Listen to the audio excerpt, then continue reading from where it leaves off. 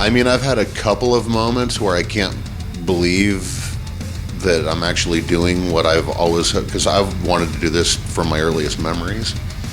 I never wanted to do anything else. My mom has pictures of me as a child on a picnic table using like a Star Wars lightsaber as a guitar, you know what I mean? So I didn't know anything else. I just always wanted to do this, and guitar has always fascinated me. Like I was raised by MTV, part of the MTV generation. And, you know, I'd see, you know, artists with Stratocasters and things on television and, you know, the Pretenders or whatever band it was. And I was just like, I don't know, something drew me to that.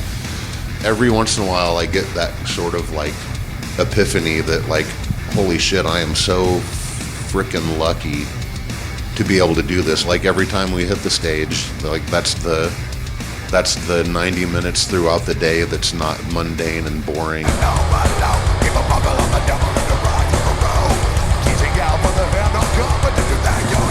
You know, in the early days of us starting up and doing this, you know, like we toured with Metallica a while back, and, you know, after we lost Paul, James Hetfield actually sat down across from me in Greece and was like, started talking to me about it, and then it dawned on me, it's like, holy shit, you guys lost your bass player too, because he was saying things, and it didn't occur to me at the time when he was talking to me, but I was like, you know, it was like, don't blame yourself, you know, there's nothing you can do, don't do all this, but that type of support from somebody that I look up to like that was like hugely important, you know, and it just made me realize that, you know, we're all just humans, we're all doing this together, and we're all, you know,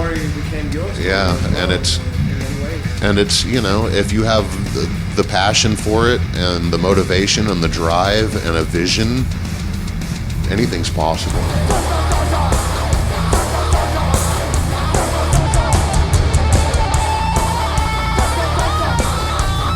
A lot of people in the pop world, like, you know, you see Kardashians wearing Slayer shirts, and I think, you know, Lady Gaga wears a Slipknot shirt from time to time, and, you know, I don't really listen to a lot of metal nowadays. I listen to like classic rock, a lot of the stuff that my parents listen to, but I appreciate a lot of these artists in the pop world. I mean, music is music at the end of the day. I mean, there's only, you know, 8 notes with sharps and flats. There's a few more notes than that, but it's the way you put it together and the way you do things. And there's, you know, I see all these collaborations between different genres of different artists. And, you know, I can really appreciate like a Lady Gaga song. She's an extremely talented songwriter and vocalist, just as well as I can appreciate Entombed for what they do and the work that they put into their vision.